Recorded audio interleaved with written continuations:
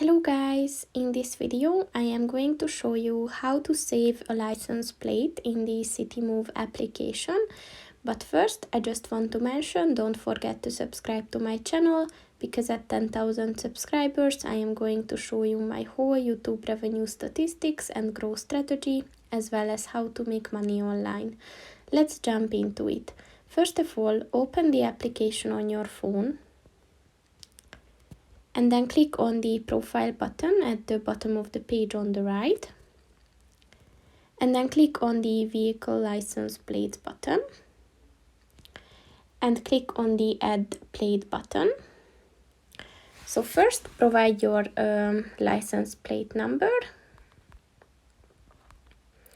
And if you want to, you can add the name of it, but you don't have to.